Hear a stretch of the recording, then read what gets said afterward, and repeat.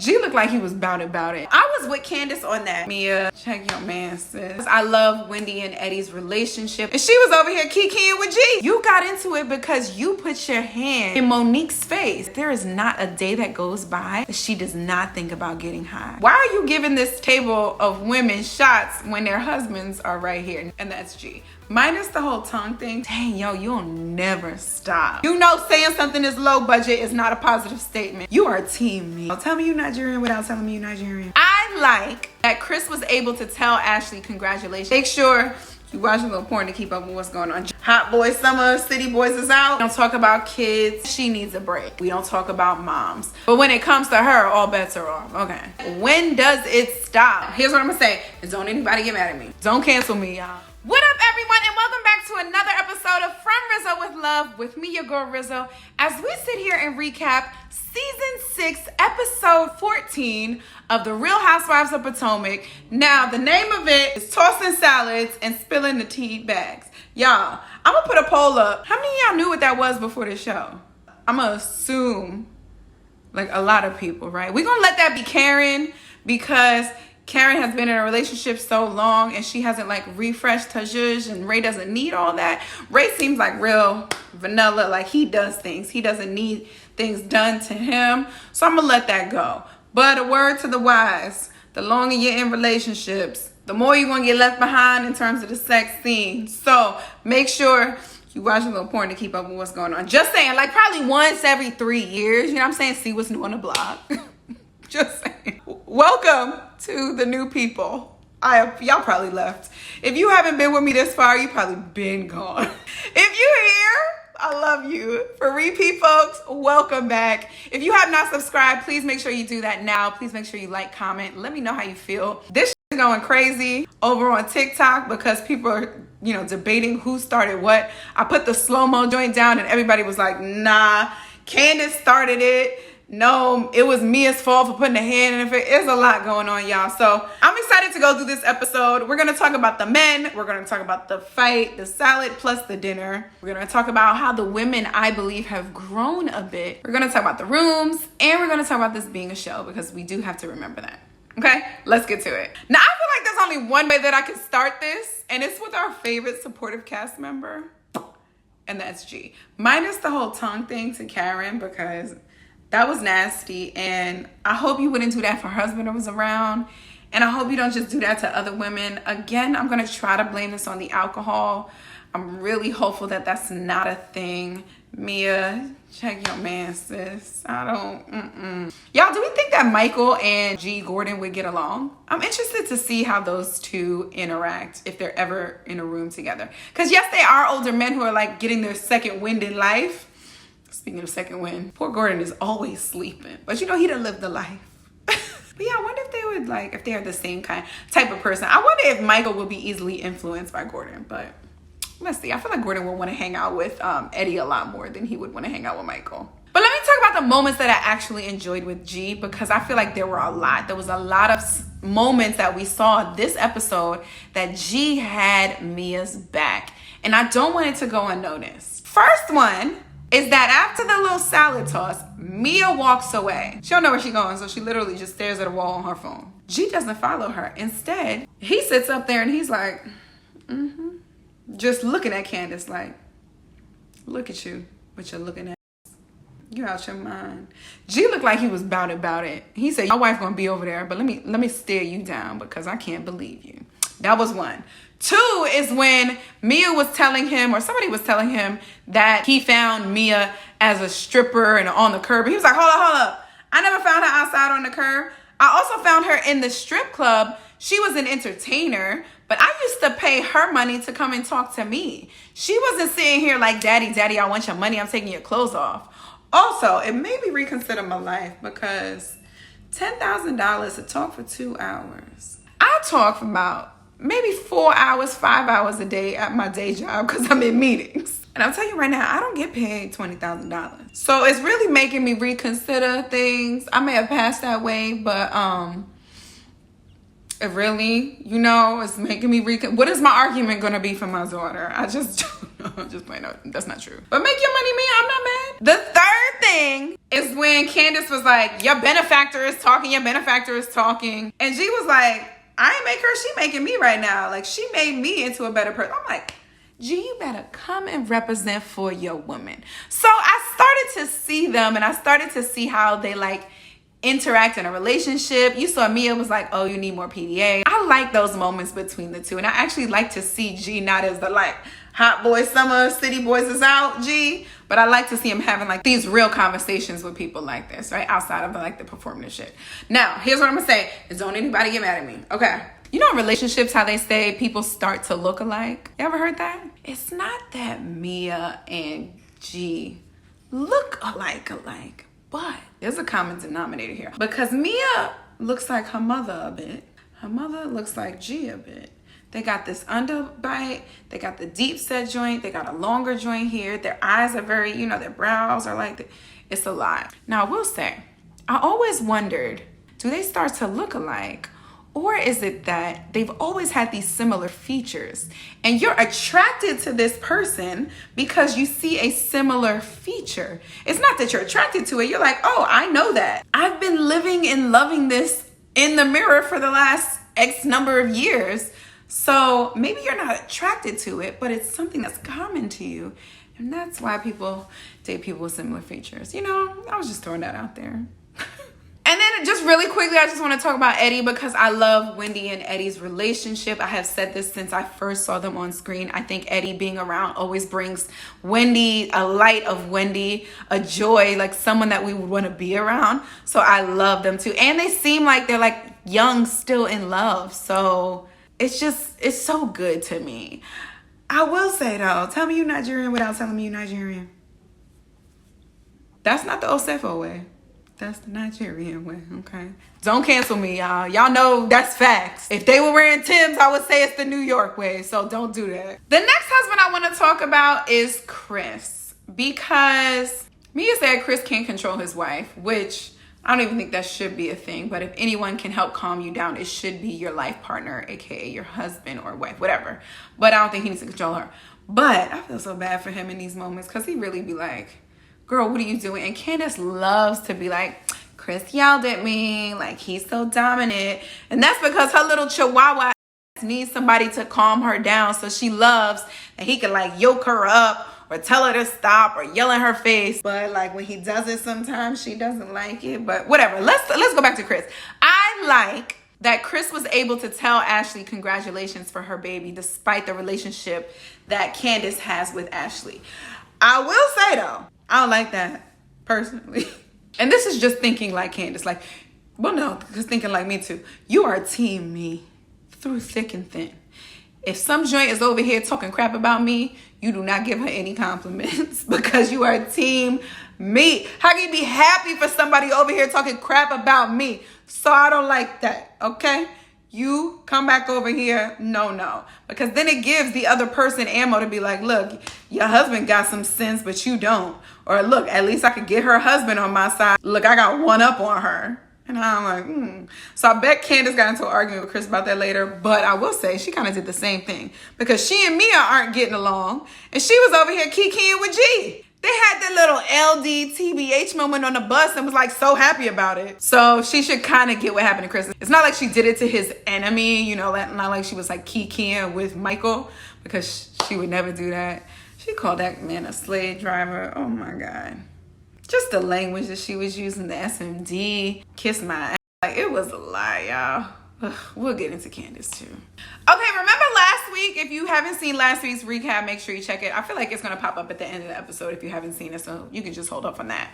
But last week I was like, I think Wendy picked the rooms exactly right.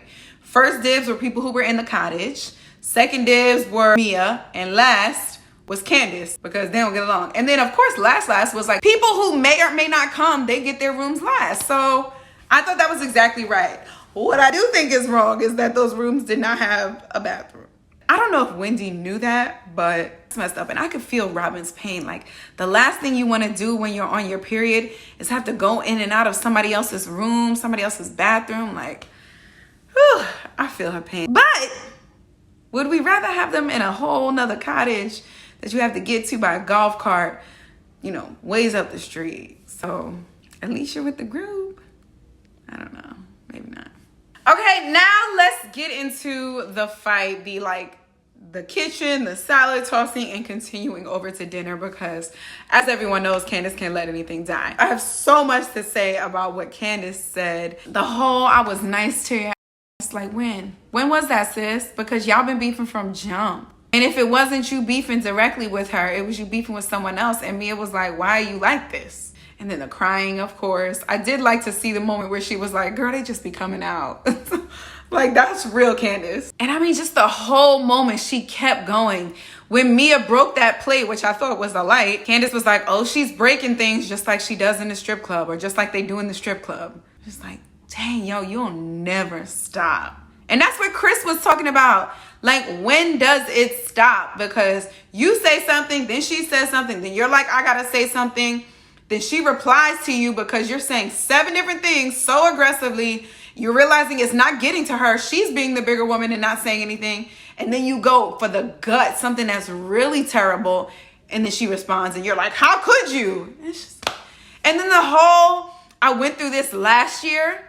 You got into it because you put your hand in Monique's face. And now you're back doing the same thing? And then the comment about Ashley starting things, like, girl, what? And just, I was like, yo, she didn't start the fight between you and Mia. And Candace is making it seem like, oh, Ashley, you writing a statement for Monique is what started this issue. No, your mouth, things you said about Ashley, the way you treated her is what made Ashley write the statement for you or against you. And now is what's making you mad. But you can never seem to do the dots and figure out the stream that is always your mouth. But somehow you're like, oh, well, I said this, but their reaction was against me and I don't like that. So now I'm gonna go in. And just what Chris was saying before, the more you talk about it, the more people know that you're insecure about something and that it's affecting you. Yes, calling your budget affected you to the core, and she knows that. And that's why she can continue to say it, because they know it affects you. But Mia's whole thing, like, oh, I was low budget when I started too. No, Mia, I'm not going to let you get off on that, because you know saying something is low budget is not a positive statement. So let's not try to do that. Mia was literally returning the jab that Candace gave to her, the 270,000 jabs, but whatever. But the other thing I do want to clarify, because Candace cleared this up over here, but then when it came up again, she only said the first half. Karen and Giselle asked Candace if she knew about Mia's mom's story. And she was like, yo, when I first said it, I didn't know. I was with Candace on that. You know, you'd be like, this, your mama is that. You could say that. She doesn't realize that it hit her harder because her mother is actually going through something. But what Candace said in that moment wasn't bad because she didn't know. The whole your mama is just a typical, I mean, I wouldn't say it, but it's just a response that people give. So that was that. But she clarified, I didn't know that at the Reasonable Shady party, but she did know that here. So for her to repeat it lets you know, again, that she is going for the jugular here. And that's always been my problem with her.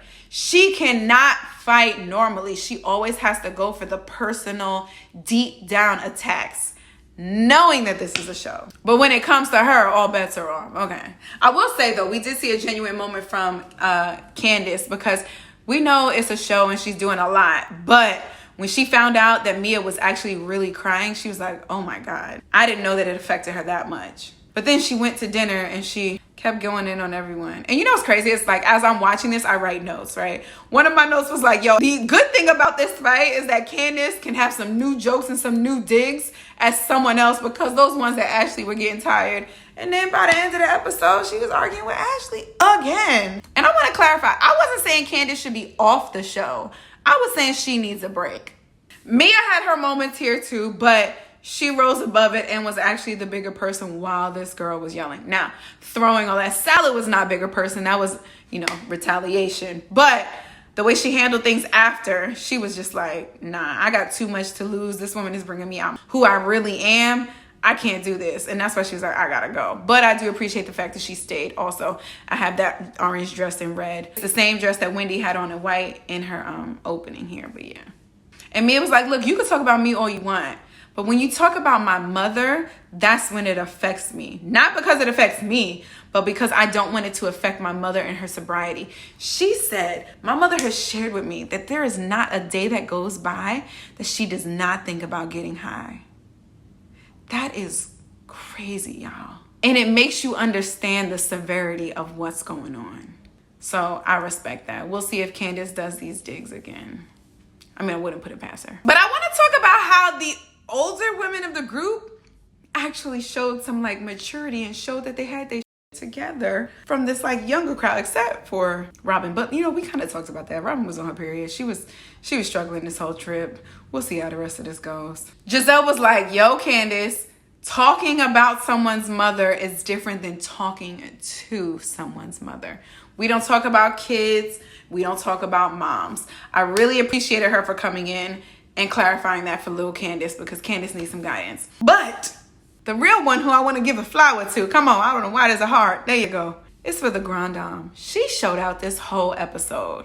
From going up to Candace after the Mia and her salad tossing, to her going up to them men and being like, you're wildin' for buying us shots and not buying your table shots. Me as a wife, I would be like, oh, so you buying a table of random women shots? With our money, right? Because we're married. So you buying a table of shots but not your wives? Okay. Also, I don't know how the husbands feel in that, because I feel like that's like a pull out your wallet type. Why are you giving this table of women shots when their husbands are right here? Now, there was only three husbands there, but I don't like the fact that you brought the table shots while I'm sitting right here next to my wife. That was weird to me. No? But go get that YSL bag, ladies. What y'all doing if your husband did that, though? I don't know. I don't like that. I don't like that. So I'm saying. I will say the ladies also, Giselle, Karen, and Robin, all also spoke about like, yo, we've seen this before. It's almost like the fight that happened last year. She hasn't grown from it. She hasn't learned anything from it. And they're doing a lot of talking about her and about the situation, just about how like rowdy she is behind her back. But no one is saying anything to her in her face, and she needs to hear it. So I hope that these women can like buck up and say something. Not buck up because that's like aggressive, but I want them to like sit her down and have a real conversation. Some intervention type. But I'm going to end it here and say, at the end of the day, this is a show. We have to understand that these women are providing us entertainment, and they are doing things a bit more turned up than they might outside of the show. The issue here is that I think when things get personal or a little too personal, that some of these people, Wendy and Candace, go off and get very personal and start attacking you like a very vicious kind of dog-like thing. So they forget about the show and their claws come out and it becomes a lie. And I will say the only reason I say this, I mean, we know it's a show, but the reason I say this is because at the end of the reunion, oh my God, y'all saw that Nicki Minaj showed up to the reunion.